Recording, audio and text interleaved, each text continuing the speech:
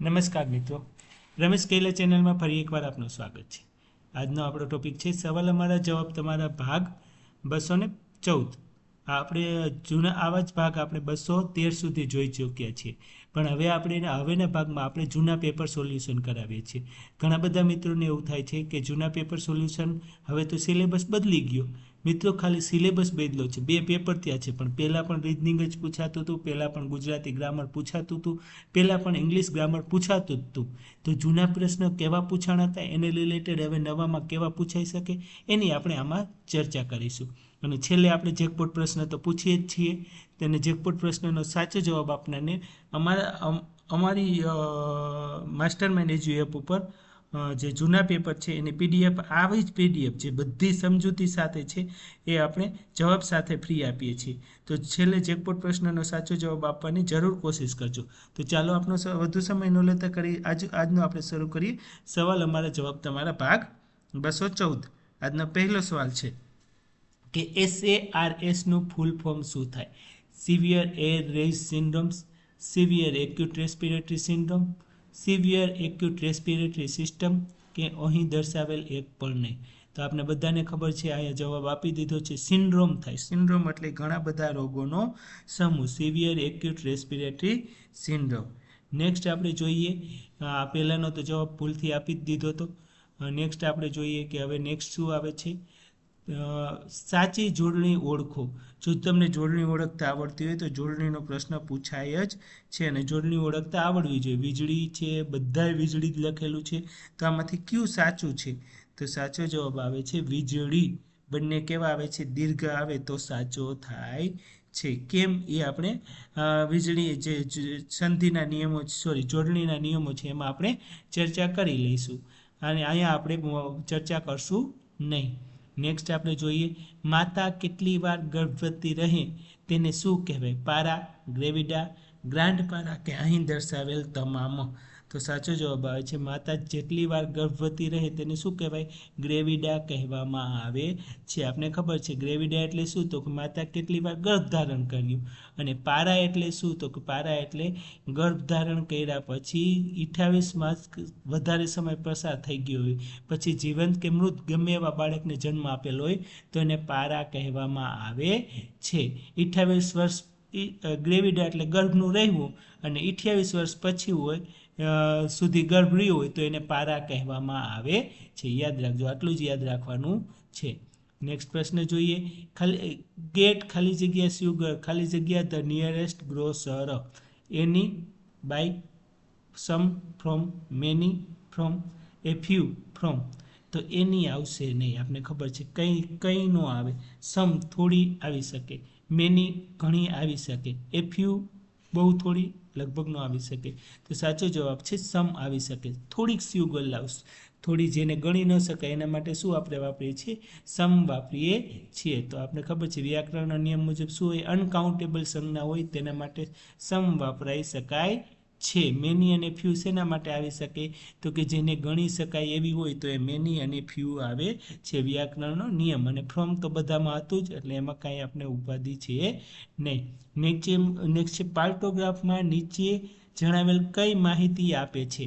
પેલ્વિકના બોન બરાબર છે, માતા અને બાળકને આપવાની દવાઓ બરાબર છે, માતા અને બાળક શ્રેમકુશળ છે, તેમજ સુવાવડની પ્રગતિ જણાવે છે, આવનાર બાળકની માથાની સ્થિતિ દર્શાવે છે.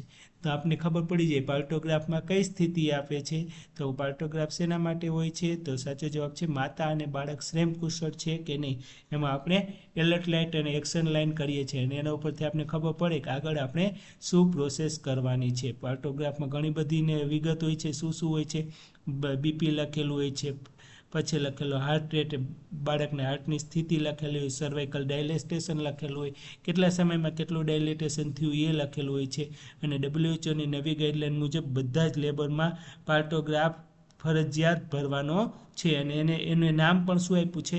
LCG આપ્યું છે. આવું પણ તમને ઘણી વખત પૂછી શકે કે પાર્ટોગ્રાફનું બીજું નામ શું છે? તો LCG. LCG એટલે લેબર કેર ગાઈડ. નેક્સ્ટ આપણે ભણીએ. નેક્સ્ટ પ્રશ્ન આજનો જોઈએ, ધ સોલ્જર ખાલી જગ્યા એન આર્મ ખાલી જગ્યા ધ બેટલ. સોલ્જરે ગુમાવી દીધો, lost, on, lose in, loss at, loss in, તો સૈનિકે યુદ્ધમાં પોતાનો હાથ ગુમાવ્યો એવું અહીંયા કહેવા માગે છે. તો શું આવે? લોસ્ટ, અને યુદ્ધમાં છે એટલે ઇન આવશે. તો લોસ્ટ ઇન ઓનનો આવે, કોઈ ઉપર હોય તો ઓન આવે. આપણે પ્રિપોઝિશનના નિયમો ભણ્યા છીએ, અથવા તો એમાં તમને ખબર હશે કે ઓન શેના આપ આવે, કોઈ વસ્તુ જેના ઉપર પડેલી હોય તો ઓન આવે. તો સૈનિકે હાથ ગુમાવ્યો છે એટલે લોસ્ટ આવે, અને શેમાં ગુમાવે છે? તો યુદ્ધમાં, એટલા માટે એના માટે ઇન વપરાય છે. સૈનિકે યુદ્ધમાં એક હાથ ગુમાવ્યો, એવું એનું ગુજરાતી થાય છે. રમતા બાળકો વહાલા લાગે. લેખનથી કૃદંત ઓળખાવો. આપણે ખબર છે હેતવર્ત, વર્તમાન, સંબંધક કે સામાન્ય. તો આપણે ખબર છે જ્યારે ત પ્રત્યય આવે ત્યારે કયો કૃદંત હોય? તો આપણે બધાને આવડી જાય કે વર્તમાન કૃદંત જ હોય. ત પ્રત્યયમાં શું હોય? વર્તમાન કૃદંત હોય. રમતા લખેલું છે, એની નીચે લીટી છે. દોડતા હોય, ઘોડો, ગાતી હોય, તો આ બધામાં શું આવે છે? વા, અને વાને પ્રત્યય આવે તો હેતવર્ત થાય. સંબંધમાં ઈ અને ઈને આવે, અને સામાન્ય કૃદંત હોય તો વો, વી, વુ એવા પ્રત્યય લાગે છે. નેક્સ્ટ છે ડિલિવરી દરમિયાન યોનિ માર્ગમાંથી મ્યુકોઝા સંયોજક પેશીઓ તેમજ તેની નીચે સ્નાયુ ફાટવાને કયા ડિગ્રીનું વજાઇનલ પેરિનિયલ ટીયર કહેવામાં આવે છે? આપણે ખબર છે પ્રથમ degree, second degree, third degree કે ફોર્થ ડિગ્રી આવું આપેલું છે. આપણે ખબર છે જો એપિઝિયોટોમી ન આપેલી હોય તો પેરિનિયલ ટેર થાય. આમાં લખેલું છે શું શું ટેર થયું છે? તો કે યોનિમાર્ગની મ્યુકોઝા થઈ છે, સંયોજક પેશીઓ થઈ છે, અને તેની નીચે આવેલા સ્નાયુઓ પણ ફાટ્યા છે. તો આ કઈ ડિગ્રીનું વજાઇનલ ટેર કહેવાય? તો સેકન્ડ ડિગ્રી ટેર કહેવામાં આવે છે. કેમ? 4 ડિગ્રી હોય. આપણે ખબર છે પહેલી ડિગ્રીમાં શું થાય? તો પ્રથમ ડિગ્રીમાં આપણે નીચે લખેલું છે કે સેકન્ડ ડિગ્રી તો આપણે આપેલું છે. ફર્સ્ટ ડિગ્રીમાં શું થાય? માત્ર ચામડી અને મ્યુકોઝા જ ફાટે છે. થર્ડ ડિગ્રીમાં સ્નાયુ અને મળદ્વાર સુધી પણ ફાટી જાય, અને ફોર્થ ડિગ્રીમાં છેક મરાશય સુધી ફાટી જાય છે. યાદ રાખજો, 4 ડિગ્રીમાંથી કંઈ પણ પૂછી શકે છે. અગાઉ આપણે સેકન્ડ ડિગ્રી પૂછ્યું તો નેક્સ્ટ એક્ઝામમાં આપણે થર્ડ ડિગ્રી પણ પૂછે, ફોર્થ ડિગ્રી પણ પૂછે, કંઈ પણ પૂછી શકે છે. તો આ ખાસ એના માટે આપણે જરૂરી છે. નેક્સ્ટ આપણે જોઈએ કે નીચેનામાંથી વિકારી વિશેષણ શું છે? ઉજ્જળ, ખાલી, વાકેચૂકું કે કરુણ? તો 2 પ્રકારના વિશેષણ આવે. વિશેષણ વિકારી અને અવિકારી એટલે શું? તો એક પ્રકારનું વિશેષણ એવું હોય કે જે સ્ત્રીલિંગ, પુલ્લિંગ કે નપુંસકલિંગ બધામાં એક જ પ્રકારનો અર્થ રહેતો હોય છે, અને એક એવું હોય કે અલગ અલગમાં અલગ અલગ અર્થ થતો હોય છે. તો વિકારી વિશેષણ શું છે? તો કે વાકું ચૂકું. વાકું ચૂકું કેવું, વાકું ચૂકું કેવી કે વાકું ચૂકું કેવા, તો એમ અલગ અલગ થતું હોય તો એને શું કહેવાય? વિકારી કહેવામાં આવે છે. વચન અનુસાર બદલાઈ જાય. વાકું ચૂકું, દાંત રસ્તો તો વાકા ચૂકો, શેરી તો વાકા ચૂકી, અને ઝાડ તો વાકા ચૂકું. તો ત્રણેયમાં અલગ અલગ વપરાય છે, તો એને કેવું કહેવાય? વિકારી કહેવામાં આવે છે. અવિકારી એટલે શું? ઉજ્જળ જમીન હોય, ઉજ્જળ રસ્તો હોય, એમાં ઉજ્જળ જ રહીએ, કાંઈ બદલાય નહીં, તો એને અવિકારી કહેવામાં આવે છે. જ્યાં સ્ત્રીલિંગ અને પુલ્લિંગમાં બદલાય નહીં તો એને અવિકારી કહેવાય. સ્ત્રીલિંગ અને પુલ્લિંગમાં બદલાય તો એને વિકારી કહેવામાં આવે છે. ખૂબ જ સરળ છે. લતા ખાલી જગ્યા, વોક્સ ખાલી જગ્યા. Always slow, never slow, always fastly, always fast.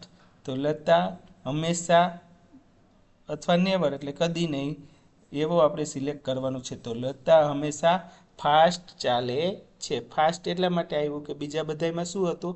S હતો, તો એસ વાળું આવે નહીં. આ વર્તમાન કૃદંતનો આપણે નિયમ અગાઉ ભણી ગયા, અથવા આપણે ભણી જઈશું. તો બહુવચન છે, ચાલવાની ક્રિયા છે, તો સ્લોલી હોય જોઈતું હતું નથી. તેથી એટલા માટે શું આવે? ઓલવેઝ સાથે હંમેશા શું આવશે? ફાસ્ટ આવશે. આજનો નેક્સ્ટ પ્રશ્ન જોઈએ. જ્યોતિન્દ્ર દવે અને ધનસુખલાલ મહેતા સાથે મળીને કઈ હાસ્યસભર નવલકથા આપી છે? શ્રી સુખ, રેતીની પોટલી, અમે બધા કે પાનના બીડા? તો આ બંને ભેગા થઈને કઈ આપી છે એ આપણે લખવાનું છે. તો સાચો જવાબ આવે અમે બધા. એ આ બંનેની ભેગી થઈને આપેલી કૃતિ છે. કૃતિઓ ખાસ યાદ રાખવાની છે. આઈએમપી કૃતિઓ માટે તમે અમારી બુક માસ્ટરમાઇન્ડ MCQ વસાવી શકો, જેમાં તદ્દન જૂના પેપરમાંથી પૂછાયેલા સાહિત્યકાર, કૃતિ અને બધા આઈએમપી પ્રશ્નો છે. ઉપનામો લેખકોના એ બધું એમાં આપણે સમાવેશ કરેલો છે. આ ઉપરાંત 7000 જેટલા MCQ છે. ગુજરાતી વ્યાકરણ, ગુજરાતી સાહિત્ય ટૂંકમાં છે, ઇંગ્લિશના પૂછાયેલા MCQ છે, એ આર્ટિકલ છે, અને ગુજરાતના જિલ્લાઓની આછેરી ઝલક છે. તો સંપૂર્ણ નવા સિલેબસ મુજબ એ બુક છે એવું કહી શકાય છે. તો એ બુક્સ વસાવવા માટે તમે અમારા નંબર 9601409876 અહીંયા લખેલો જ છે, એના ઉપર તમે કોન્ટેક કરી શકો છો. સ્ત્રી નસબંધી કઈ નળી કાપીને બાંધે છે? Fallopian tube, ovarian tube, uterus કે વાસ? તો આપણે ખબર છે સ્ત્રી નસબંધીમાં કઈ નસ કાપવામાં આવે છે? તો કે ફેલોપિયન ટ્યુબ કટ કરવામાં આવે છે. ઓવેરિયન ટ્યુબ ક્યાંય કટ કરવામાં આવતી નથી. યુરેટર પણ કટ કરવામાં આવતું નથી. યુરેટર યુરિન સાથે સંકળાયેલું છે. અને વાસ છે પુરુષ નસબંધીને રિલેટેડ છે. તો સ્ત્રી નસબંધી આવે તો ફેલોપિયન ટ્યુબ આવે છે. નેક્સ્ટ છે, ચર્ચા થઈ ગઈ આ બધી. આપણે નેક્સ્ટ આપણે જોઈએ કે ધાત્રી માતાને કેલ્શિયમની ગોળી કેટલા દિવસ આપવામાં આવે છે? 90 દિવસ, 100 દિવસ, 120 દિવસ કે 180 દિવસ? ધાત્રી માતાને પૂછ્યું છે, યાદ રાખજો. સગર્ભા માતાને પૂછ્યું નથી. તો સાચો જવાબ આવે 180 દિવસ, એટલે કે ડિલિવરી પછી 6 મહિના સુધી માતાએ કેલ્શિયમની ગોળી લેવી જોઈએ. શા માટે લેવી જોઈએ? તો એના કારણે એને બાળકમાં જે કેલ્શિયમ, આપણે ઘણા બધા માતા એવી કમ્પ્લેન કરતી હોય કે મારા બાળકને દાંત બરોબર આવતા નથી, દાંત મોડા આવે છે, તો એના માટે કેલ્શિયમ ઘટતું હોય એના કારણે આવું થતું હોય છે. જો માતા 6 મહિના સુધી બરોબર કેલ્શિયમની ગોળી લેશે તો બાળકને દાંત અને હાડકાં પણ મજબૂત થશે. નેક્સ્ટ જોઈએ, જ્યારે કોઈ વ્યક્તિ જીવજંતુ મારવાની દવા પી જાય અને તો તેને ગેસ્ટ્રિક લેવા જ નીચેનામાંથી કયા સંજોગોમાં કઈ શરતે આપવો જોઈએ? જો દર્દી 1 કલાકથી અંદર દવા પીધી હોય, દર્દી ગેસ્ટ્રિક લેવા જ આપવાની સંમતિ આપે, દર્દી ભાનમાં હોય કે અહીં દર્શાવેલ તમામ? તો આપણે ખબર જ છે 1 કલાકની અંદર લીધી હોય તો જ આપણે ગેસ્ટ્રિક ગવાજ કરી શકીએ. પછી કરો તો ઓલરેડી એબ્સોર્બ થઈ ગયું, તો એનો કોઈ રોલ હોતો નથી. દર્દીની સંમતિ પણ જરૂરી છે. જો એ સંમતિ નહીં આપે અને પેશન્ટ વિરોધ કરશે અને એસ્પિરેશન કરી જશે તો પણ તકલીફ થાય. દર્દી ભાનમાં હોવો પણ જરૂરી છે, કારણ કે એમને આપશો અને વોમિટિંગ થશે અને એસ્પિરેટ કરી જશે તો એસ્પિરેટ ન્યુમોનિયા પણ થઈ શકે. તો સાચો જવાબ અહીં દર્શાવેલ તમામ આવે છે. નેક્સ્ટ જોઈએ આપણે કે આલ્બેન્ડાઝોલ કયા રોગની સારવારમાં આપવામાં આવે? આપણે બધાને આવડી જાય, જરૂર જ ન પડે ઓપ્શનની. હુકવોર્મ, એનિમિયા, ટાઇફોઇડ કે કમળો? તો આલ્બેન્ડાઝોલ હુકવોર્મમાં આપવામાં આવે છે. એનિમિયામાં આપણે ખબર આયર્ન ગોળી આપવામાં આવે. ટાઇફોઇડ એ પેટમાં ચાંદા પડે એમાં ખાસ કરીને ખોરાક અગત્યનો હોય છે. અને કમળો એટલે હિપેટાઇટિસ બી, જેમાં પણ ખાસ કરીને લીવરને રિલેટેડ ડિઝીઝ છે. તો આમાં હુકવોર્મમાં આલ્બેન્ડાઝોલ આપવામાં આવે છે. નેક્સ્ટ જોઈએ, કોરોના પછી થતા મ્યુકોરમાયોસિસ નીચેના પૈકી કયા કારણો વધુ થવાની શક્યતા છે? તો મ્યુકોરમાયોસિસ આવ્યું પહેલાં અગાઉ કોરોના વખતે આ રોગ બહુ થતો હતો, તો એ થવાનું કારણ શું હતું? મ્યુકોરમાયોસિસ અત્યારે થાય છે પણ કોરોના જેટલા પેશન્ટ નથી થતો. તો એનો એક શું ઓપ્શન છે કે સ્ટીરોઇડનો વધુ પડતો ઉપયોગ, આઈસીયુનું રોકાણ અને બ્રોડ-સ્પેક્ટ્રમ એન્ટીબાયોટિક, પહેલાં રહેલી બીમારી જેમ કે મેગ્નેન્સી અથવા ઇમ્યુનોસપ્રેસન્સનો ઉપયોગ અથવા અંગ ટ્રાન્સપ્લાન્ટેશન કે અહીં દર્શાવેલ તમામ? તો સાચો જવાબ આવે ત્રણેય કારણો એના માટે જવાબદાર છે. બરાબર. નેક્સ્ટ જોઈએ, એવી સંખ્યા કે જે સંખ્યાને 13 ઉમેરવામાં આવે તો પરિણામ 112 આવે. જો તમે જવાબ જોઈ લીધો હોય તો ચિંતા ન કરતા, હું તને સમજાવી દઉં કે 13 વાર ઉમેરવામાં આવે. 13 વાર ઉમેરવામાં, એ સંખ્યા તો છે એ સિવાય 13 વાર ઉમેરવામાં આવે. આવો પ્રશ્ન પૂછે તો શું કરવાનું? કેને 14 વડે ભાંગી શકાય? 112 ને 14 વડે ભાંગતા કેટલા આવે? એ સંખ્યા આવે. 14 8 112 થાય. બરાબર. તો આપણે એ સંખ્યા 14 આવે, 8 આવે છે. કેમ? તો કે એક સંખ્યા તો એ હતી અને એ સિવાય આપણે એને 13 વાર ઉમેરવાની, તો ટોટલ કેટલી વાર થાય? 14 વાર. તો કોનો સરવાળો 14 વાર કરી? તો કે 8 8 8 એમ 14 વાર કરી તો 112 થાય. તો 14, તો તે સંખ્યા કઈ આવશે? 8 આવે છે. ખૂબ જ સરળ છે. સૂત્ર મુજબ આવી રીતે થઈ શકે, x વત્તા 13x બરાબર 112. તો 14x બરાબર 112. તો x ઇઝ ઇક્વલ ટુ 112/14. તો કેટલા આવે? 8 આવે છે. આવી રીતે પણ સૂત્ર મૂકીને પણ તમે ગણતરી કરી શકો છો. નેક્સ્ટ છે, બિરજુ મહારાજ કયા નૃત્ય સાથે સંકળાયેલા હતા? કુચીપુડી, ભરતનાટ્યમ, કથકલી કે કથક? તો બિરજુ મહારાજનું પૂછેલું છે, તો આપણે બધાને આવડી જવું જોઈએ. આ ખૂબ જ ફેમસ મહારાજ છે અને એનું નૃત્ય છે કથક. કથક સાથે સંકળાયેલા છે. એને પદ્મ વિભૂષણ પણ એવોર્ડ મળેલો છે. જેઓ આખી દુનિયામાં પંડિત બિરજુ મહારાજ તરીકે ઓળખાતા હતા. ઉત્તર પ્રદેશના લખનઉના ધરાનાના શાસ્ત્રીય નૃત્ય કથક વિશ્વવિખ્યાત છે. અને જાન્યુઆરી 2022માં એમનું મૃત્યુ થયેલું હતું. ભારતનાટ્યમ ક્યાંના માટે તમિલનાડુનું પ્રખ્યાત છે? કથકલી કેરળ માટે અને કુચીપુડી આંધ્રપ્રદેશ માટે છે. આવું પણ પૂછે છે કયા નૃત્ય આપણા ગુજરાતનું પૂછે તો ગરબા, તો નૃત્યો પણ પૂછે છે કે કેના કયા ફેમસ છે. તો આ તો નેક્સ્ટ એક્ઝામ માટે. ધ ટ્રેન ખાલી જગ્યા એટ 3 PM એન્ડ ખાલી જગ્યા આફ્ટર 10 PM. તો ટ્રેન આવી જોઈએ, કારણ કે પાછળ તો જવાનું લખ્યું છે, તો આવ્યા માટે શું વપરાય? અરાઇવ. અને ડિપાર્ટ તો આવી એટલે અરાઇવ્સ અને ડિપાર્ટ્સ. ટ્રેન 3 વાગે આવી અને આફ્ટર 10 મિનિટ પછી એ ઉપડી ગઈ. તો પહેલાં અરાઇવ જ આવી, યાદ રાખજો. પહેલાં આવે પછી જાય, તો એ પહેલાં આવવા માટે શું આપે છે? અરાઇવ આવે છે. આ ટેન્સનું વાક્ય છે, સિમ્પલ પ્રેઝન્ટ ટેન્સનું વાક્ય છે. નેક્સ્ટ છે આંગણવાડી કેન્દ્રો પર અન્નપ્રાશ દિવસની ઉજવણી ક્યારે કરવામાં આવે છે? દર મહિનાના બીજા બુધવારે, દર મહિનાના ચોથા શુક્રવારે, દર મહિનાના ત્રીજા મંગળવારે કે દર મહિનાના ચોથા ગુરુવારે. તો સાચો જવાબ આવે છે દર મહિનાના ચોથા શુક્રવારે. આ જે તે સમય માટે સાચો હતો. હાલમાં આપને ખબર છે આંગણવાડી શું ઉજવવામાં આવે છે? દર મંગળવારે આવે છે મંગળ સમાચાર. તો હાલમાં દર મંગળવારે અલગ અલગ દિવસો ઉજવવામાં આવે છે. હાલમાં શું કરવામાં આવે છે? તો હાલનો નિયમ તમને જણાવી દઉં કે પહેલા મંગળવારે શું ઉજવવામાં આવે છે? તો દર મહિનાના ત્રીજા મંગળવારે સુપોષણ સંવાદ દિવસ ઉજવવામાં આવે છે. આ લખ્યો પહેલેથી જોઈ લઈ કે મમતા દિવસ આપને ખબર છે દર બુધવારે હોય છે. પહેલા મંગળવારે શું ઉજવવામાં આવે છે? હાલના નિયમ મુજબ જોઈજો, બાળ તુલા દિવસ ઉજવવામાં આવે છે, જેમાં બાળકનું મજન કરવામાં આવે છે પહેલા મંગળવારે. મમતા દિવસ બુધવારે જ હોય છે. પછી બીજા મંગળવારે શું ઉજવવામાં આવે છે? અન્નપ્રાશ દિવસ ઉજવવામાં આવે છે, જેમાં જે બાળક 6 મહિનાનું થયું હોય તેને ઉપરી આહાર આપવામાં આવે છે. ત્રીજા મંગળવારે શું કરવામાં આવે છે? સુપોષણ સંવાદ દિવસ ઉજવવામાં આવે છે, જેમાં માતા અને વાલીઓ સાથે ખોરાકની ચર્ચા કરવામાં આવે છે. અને ચોથા મંગળવારે શું ઉજવવામાં આવે છે? પૂર્ણા દિવસ ઉજવવામાં આવે છે, જેમાં એડોલેશન ગર્લ એનિમિયાવાળી હોય તેને સ્વચ્છતા અને પૌષ્ટિક આહાર વિશે માર્ગદર્શન આપવામાં આવે છે.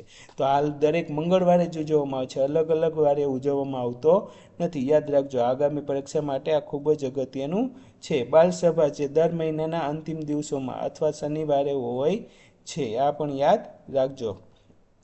નેક્સ્ટ જોઈએ આપણે અસગર્ભાવસ્થા દરમિયાન દરરોજ ખોરાકમાં વધારાની ખાલી જગ્યા આપવી જોઈએ. કેટલી કેલરી જોઈએ? 200, 250, 300 કે 350?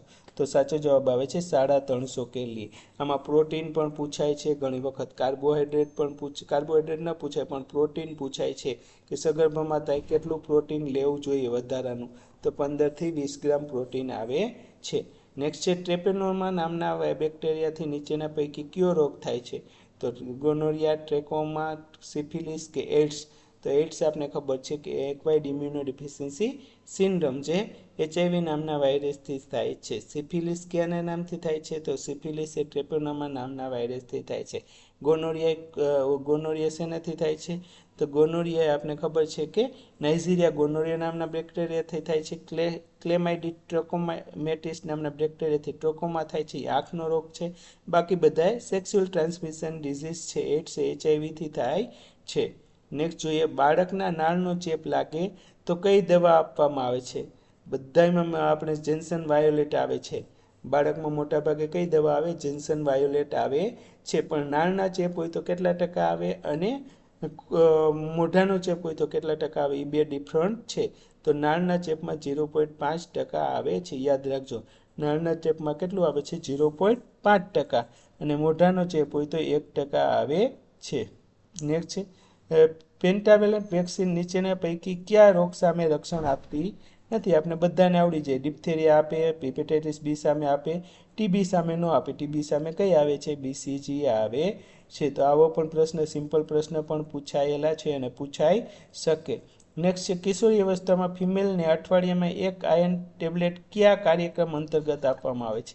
IFS, WIFS, IWFS કે WFFAS? તો સાચો જવાબ આવે છે WIFS. કયા કાર્યક્રમ અંતર્ગત આપવામાં આવે છે? WIFS એટલે કે weekly iron folic acid supplementation અંતર્ગત આપવામાં આવે છે. નેક્સ્ટ પ્રશ્ન જોઈએ એ પ્રોગ્રામ વિશે ડિટેલ આપેલી છે. હજુ ઘણા બધા મિત્રો એવો પ્રશ્ન પૂછે કે આ ડિટેલવાળા પેપર સોલ્યુશન ક્યાંથી મળે? તો 20થી વધુ પેપર સોલ્યુશન તમને અમારી અમારી એપ્લિકેશન માસ્ટરમાઇન્ડ એજ્યુએફ પરથી મળી જશે. અને આ 20થી વધુ પેપર ફક્ત કેટલા રૂપિયામાં મળશે? તો 99 રૂપીસ, કે આપણા 1 મહિનાના રિચાર્જથી પણ ઓછા પેમેન્ટમાં તમને આ પેપર મળી જશે, જેમાં બધા જ પેપર, જૂના પેપર આવી સમજૂતી સાથે છે. એપ્લિકેશન ક્યાંથી ડાઉનલોડ કરવાની? તો ડિસ્ક્રિપ્શન બોક્સમાં લિંક આપેલી છે. મોબાઈલ નંબર પર કોન્ટેક્ટ કરીને પણ તમે આ પેપર લઈ શકો છો. પેપર એપ્લિકેશનમાં જોઈ શકાશે. બધાના પેપર છે, એએનએમ અને એમપીડબલ્યુ, મુખ્ય સેવિકા, બધાના પેપર છે. 20થી વધુ પેપર છે, બરાબર. જેમાં ડિસ્ક્રિપ્શન સાથે જે તમે અહીંયા જોવો છો એ જ પેપર એપ્લિકેશનમાં છે. તો પેપર પણ તમે ફક્ત 99 રૂપિયામાં લઈ અને તમે તમારી જાતે પણ તૈયારી કરી શકો છો.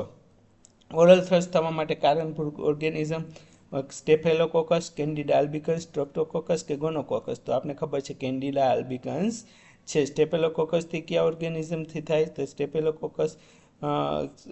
એના વિશે આપણે પછી ચર્ચા કરીશું. નેક્સ્ટ છે પેરીનેટલ ડેથ કયા સમયગાળાનો સમાવેશ થાય છે? જન્મથી 7 દિવસમાં બાળકનું મૃત્યુ થાય, જન્મથી 42 અઠવાડિયામાં બાળકનું મૃત્યુ થાય, સગર્ભ અવસ્થાના 28 વીક પૂરા થવાથી માંડી જન્મથી 7 દિવસના સમયગાળામાં મૃત્યુ થાય. અને નેક્સ્ટ છે સગર્ભ અવસ્થાના 28 વીક પૂરા કરી જન્મથી 42 અઠવાડિયે મૃત્યુ થાય. તો સગર્ભ અવસ્થાના 28 દિવસથી કરી અને જન્મથી 7 દિવસમાં મૃત્યુ થાય તો એને પેરીનેટલ કહેવામાં આવે છે. યાદ રાખજો, ક્યારે પેરીનેટલ એટલે કે સગર્ભાવસ્થાના 28 વીક પછીથી કરી જન્મ પછીના 7 દિવસ સમયગાળામાં બાળકનું મૃત્યુ થાય. 28 વીક પહેલાં થાય તો એને આપણે એબોર્શન કહીએ છીએ, અથવા 7 દિવસ પહેલાં થાય બાળકનું મૃત્યુ થાય તો અર્લી નિયોનેટલ કહીએ છીએ. એક સાંકેતિક ભાષામાં રિઝનિંગનો ક્વેશ્ચન છે. એલયુએટીને એમયુટી મુકાય, એફએટીને જીએટી લખાય, તો બીએલયુને કેવી રીતે લખાય? તો સાવ ઇઝી ક્વેશ્ચન છે. પાછળ યુટી કોમન આવે છે. જો અહીંયા યુટી કોમન આવે છે, અહીંયા યુટી કોમન આવે છે, અહીંયા એટી કોમન આવે છે, અહીંયા એટી કોમન આવે છે. તો પેલો પ્રશ્ન બદલે છે એલનો શું થાય છે? આઈ જે કે એલનો એમ થાય છે. એફનો શું થાય છે? તો ABCDE એફનો જી થાય છે. તો બીનો શું થાય? સી થાય, CLUE. તો આ જવાબ આવે છે. શું આવશે? CLUE. સાચો જવાબ આવશે CLUE. ખૂબ જ સરળ, આટલું સિમ્પલ, લગભગ હવે પરીક્ષામાં આવે નહીં. નીચેના પૈકી કયું વાક્ય યોગ્ય નથી? જિલ્લાના અથવા તેના ભાગના કોઈપણ મતદાર મંડળમાંથી ચૂંટાયેલ વિધાનસભાના સભ્યો જિલ્લા પંચાયતના કાયમી નિયંત્રિત રહે છે. દરેક પંચાયતની મુદતની પ્રથમ બેઠક તારીખથી 5 વર્ષ સુધીની રહે છે. જિલ્લા અને તાલુકાના મુખ્ય મથક સંબંધિત પંચાયત નક્કી કરે છે. ગુજરાત પંચાયત અધિનિયમ 1993ની કલમ 11માં જિલ્લા પંચાયતની રચના અંગેની છે. તો સાચો જવાબ આવે છે. શું પૂછ્યું હતું? યોગ્ય નથી એવું પૂછ્યું હતું. તો જિલ્લા અને તાલુકા મથકના સંબંધિત પંચાયત નક્કી કરે છે, એવું હોતું નથી. બરાબર. નેક્સ્ટ છે એ તમે બંધારણમાં ભણી આવશો.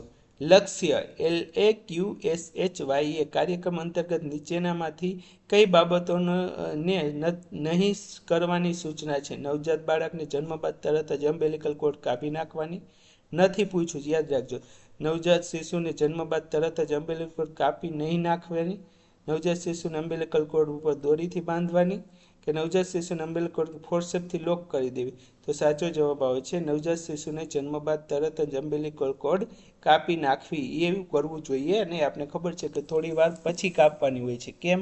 કે તરત જ કાપી નાખીએ તો જ બાળકનું બ્લડ પૂરેપૂરું કોડમાં હોય છે, રહી જાય છે, અને એના કારણે બાળકને ઘણી વખત એનિમિયા જોવા મળે છે. તો એનિમિયા પ્રિવેન્ટ કરવા માટે થોડી વાર પછી આપણે કોડને કટ કરવાની હોય છે. ડિલેડ કોડ ક્લેપિંગ કહેવાય છે, DCC કહેવાય છે, જે જન્મ બાદ 1 થી 3 મિનિટમાં આપણે કટ કરવાની સલાહ આપીએ છીએ.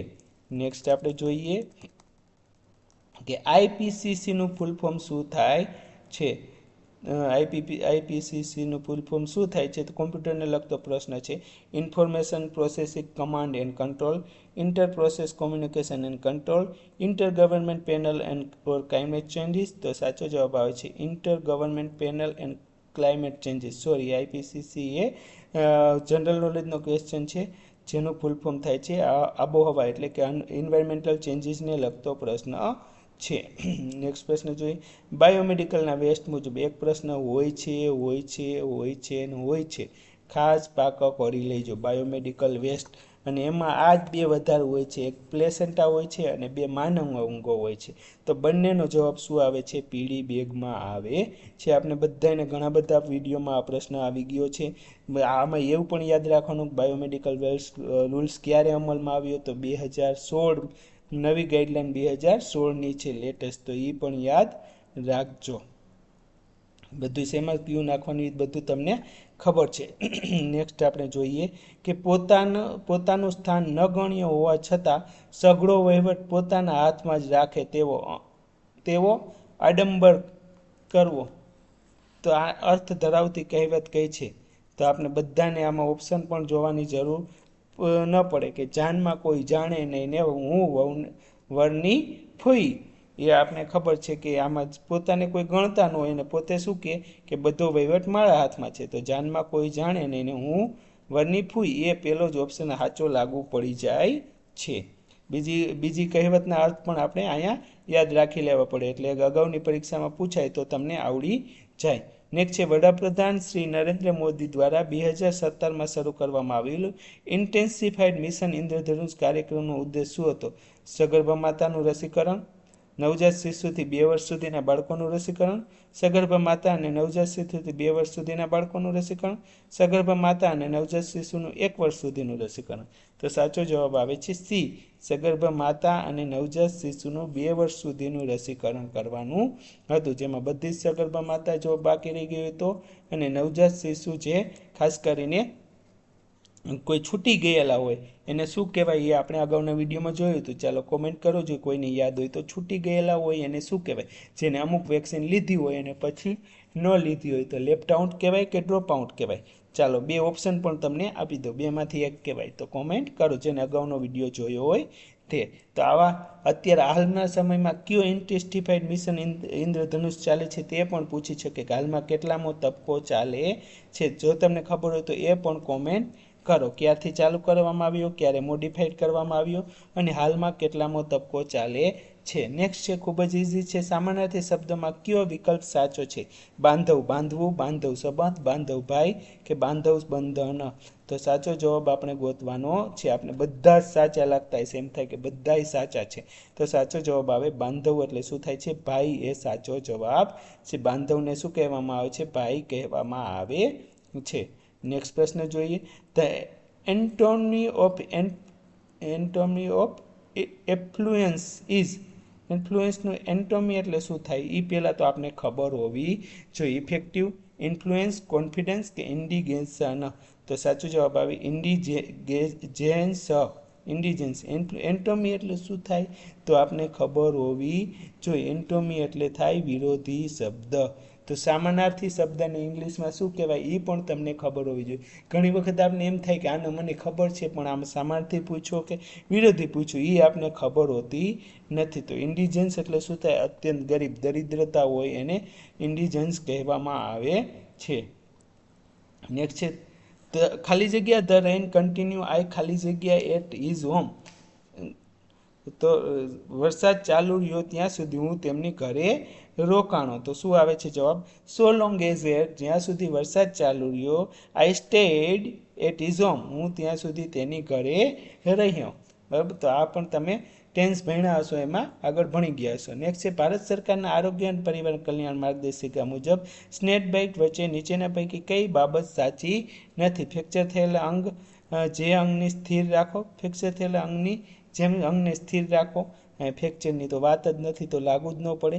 પીડિતને તબીબી સુવિધા સુધી પહોંચે ત્યાં સુધી મોં દ્વારા કશું આપવાનું નહીં, બાઇટની નજીક ટુર્નિકેટ બાંધવો કે ફોલાવો જે તે સ્થિતિમાં રહેવા દેવા. તો ફોલાવો પણ આમાં થશે નહીં. તો આમાં બી અને સી બે જ લાગુ પડે છે. તો સાચો જવાબ આવે છે સી, બાઇટની નજીક ટુર્નિકેટ બાંધવો એ લાગુ પડતું નથી, સાચી નથી. કારણ કે ટુનિકેટ બાંધી તો બ્લડ સપ્લાય બંધ થઈ જાય, અને બ્લડ સપ્લાય બંધ થઈ જાય તો ઘણી વખત ગેંગ્રીન પણ થઈ શકે છે. ફોલાવો ખાસ કરીને શેમાં પડે તો આપણે ખબર છે ફોલાવો પડે બંશવાળા પેશન્ટમાં. ફ્રેક્ચર તો છે જ નહીં તો એની વાત તો આવશે જ નહીં. ખાલી જગ્યા the sun is setting in the look west look west look west look west. તો સાચો જવાબ આવે છે the sun look the sun. હંમેશા આ વર્તમાન કાળનું વાક્ય છે. જોવાની ક્રિયા થતી હોય તે હંમેશા વર્તમાન. લુક જેવા શબ્દ આવે તો હંમેશા વર્તમાન કાળ જ આવે છે, અને એમાં શું આવે લુક ધ સન. જુઓ સૂર્ય પશ્ચિમ દિશામાં આથમી રહ્યો છે. નેક્સ્ટ આપણે જોઈએ ક્રિકેટની રમતમાં કોઈ ખેલાડી બદલીમાં મેદાન પર આવેલ અવેજી ખેલાડી નીચેના પૈકી શાના માટે માન્ય કરવામાં આવે છે? બેટિંગ માટે, ફિલ્ડિંગ માટે, વિકેટ કીપિંગ માટે કે બોલિંગ માટે? બરાબર, તો સાચો જવાબ જે તે સમયે પરીક્ષા પૂછાણો ત્યારે સાચો જવાબ આવતો હતો ખાલી ફિલ્ડિંગ માટે જ. પણ હાલમાં આપને ખબર છે કે કાંઈ એવી ઈજા થઈ ગઈ હોય કે દેખીતી ઈજા હોય તો એના જેવો ને જેવો ખેલાડી લઈ શકે અને બેટિંગ પણ કરી શકે અને ફિલ્ડિંગ પણ કરી શકે અને બોલિંગ પણ કરી શકે છે. જે પ્રકારનું કાર્ય હોય એ પ્રકારનું કરી શકે. આમાં વિકેટ કીપિંગ પણ કરી શકે છે. બરાબર, નેક્સ્ટ જોઈએ. નેક્સ્ટ આજનો પ્રશ્ન છે નવલકથા પેરેલિસિસના લેખક કોણ છે? રમણલાલ નીલકંઠ, ચંદ્રકાંત બંસી, ગુણવંત શાહ કે મધુરાય? તો પેરેલિસિસના લેખકના કોણ છે? તો સાચો જવાબ આવે છે ચંદ્રકાંત બક્ષી એ પેરેલિસિસના અગત્યના લેખક છે. નેક્સ્ટ છે રમેશ કે જે 3.5 વર્ષનો છે તેને પેટમાં સતત ચૂક આવે છે, સંડાસમાં રુધિર અને પરુ પડે છે, તો નીચેના પૈકી કઈ બીમારી હોઈ શકે? મળડોજ હોય. બરાબર, જ્યારે સ્ટૂલમાં ઓલું પડે શું કહેવાય બ્લડ આવે તો હંમેશા મળડોજ હોય. તો બીજો ઓપ્શન કદાચ આપણે જોવાની પણ જરૂર પડે નહીં. સ્ટૂલમાં બ્લડ એટલે શું આવે? મળડોજ આવે છે. નેક્સ્ટ આપણે જોઈએ 1 ગ્રામ પ્રોટીનમાંથી કેટલી કેલરી મળે? ન્યુટ્રિશન આપણે આખું ભણાવી દીધો છે. ન્યુટ્રિશનના કોઈ પણ પ્રશ્ન તમે જૂના પેપર સોલ્વ કરશો તો મોટા ભાગના એમાં અમારે ન્યુટ્રિશનના બે પાર્ટમાં આપણે ભણાવેલું છે, જેમાં બધા જ પ્રશ્ન કવર થઈ જશે. અને આપણે હાલમાં આપણે હેલ્થ કોર્સ નામનો એક કોર્સ પણ શરૂ કરેલ છે, જેમાં આપણે ન્યુટ્રિશન એક કમ્પ્લીટ કરી દીધું છે. હાલમાં મિડવાઇફરી ચાલે છે. મિડવાઇફરી પછી હ્યુમન બોડી શરીર રચના ભણાવવામાં આવશે અને બધા જ સબ્જેક્ટ કવર કરીશું. તો હેલ્થ કોર્સ નામનું એક પ્લેલિસ્ટ છે, જોઈ લેજો, જેથી તમારે કોઈ પણ પ્રશ્ન બહાર હેલ્થને રિલેટેડ 100 માર્કનું ટોટલ કવર થઈ જશે અને ટોટલી ફ્રી છે.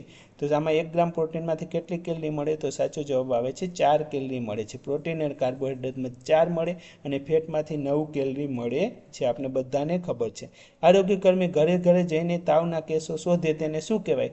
Routine surveillance, active surveillance, passive surveillance કે ફીવર સર્ચ? તો જ્યારે ઘરે ઘરે જઈ પોતે જ સર્વે કરે તો એને શું કહેવાય? એક્ટિવ સર્વેલન્સ કહેવામાં આવે છે.